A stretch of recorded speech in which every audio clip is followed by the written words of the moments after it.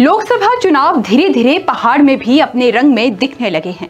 हालांकि अभी वोटिंग के लिए यहां लंबा वक्त है, लेकिन बीजेपी कांग्रेस ने जोर आजमाइश शुरू कर दी है। हिमाचल की सुरक्षित शिमला संसदीय सीट की बात करें तो यहां वर्ष 2009 से लेकर लगातार बीजेपी का कब्जा है।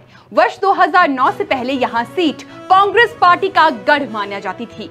इस बार कांग्रेस के सामने इस सीट को दोबारा वापस जीतने की चुनौती है। इस सीट पर बीजेपी के प्रत्याशी सुरेश कश्यप और कांग्रेस पार्टी के विनोद सुल्तानपुरी के बीच मुख्य मुकाबला होने वाला है। विनोद सुल्तानपुरी वर्तमान में कसौली से विधायक है। उनके पिता कृष्ण दत्त सुल्तानपुरी वर्ष 1980 से लेकर 1998 तक लगातार 6 बार इस सीट से सांसद रहे। बीजेपी के प्रत्याशी सुरेश कश्यप वर्ष 2019 में भी करीब 3,27,000 वोट के बड़े मार्जिन से इस सीट से जीते थे।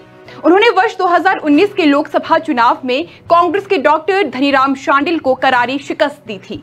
अब सुरेश कश्यप एक बार फिर चुनावी मैदान में हैं। वे करीब 3 साल तक हिमाचल बीजेपी के अध्यक्ष भी रह चुके हैं। सुरेश कश्यप हिमाचल के सभी सांसदों में सबसे ज्यादा सांसद निधि खर्च करने वाले सांसद भी हैं।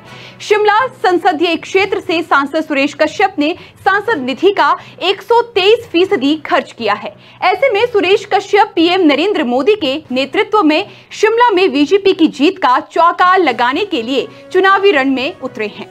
वर्ष 2014 और साल 2019 के लोकसभा चुनाव में बीजेपी का शिमला में बेहतरीन प्रदर्शन रहा था, लेकिन वर्ष 2022 के विधानसभा चुनाव में बीजेपी को यहां खासी दिक्कत का सामना करना पड़ा था। शिमला संसदीय क्षेत्र के तहत आने वाली 17 विधानसभा सीटों में से सिर्फ 3 सीटों पर ही बीजेपी जीत दर्ज करवा सकी थी। ऐसे में इस बार बीजेपी को ज्यादा जोर लगाने की जरूरत है। दूसरी तरफ कांग्रेस ने भी इस मर्तबा विनोद सुल्तानपुरी को चुनावी मैदान में उतारकर अपने इरादे स्पष्ट कर दिए हैं। कांग्रेस इस सीट को किसी भी तरह अपने कब्जे में वापस लेना चाहती है। शिमला संसदीय क्षेत्र में मंत्रियों की लंबी फौज है। सीएम सुखविंदर सिंह सुक्खू के नेतृत्व वाली सरकार में यहां से 5 कैबिनेट मंत्री है। इसमें डॉक्टर धनीराम शांडिल, हर्षवर्धन चौहान, रोहित ठाकुर, अनिरुद्ध सिंह और विक्रमादित्य शामिल है। इसके अलावा रेणुकाजी विधानसभा क्षेत्र के विधायक विनय कुमार विधानसभा उपाध्यक्ष भी हैं। इसी विधानसभा क्षेत्र में कांग्रेस सरकार में 3 सीपीएस भी है, जिसमें संजय अवस्थी, राम कुमार और मोहनलाल ब्राक्टा शामिल है। संजय अवस्थी कांग्रेस के वर्किंग प्रेसिडेंट भी है। ऐसे में कांग्रेस की इस बड़ी फौज के सामने ये सीट बीजेपी से वापस पाने की एक बड़ी चुनौती रहेगी।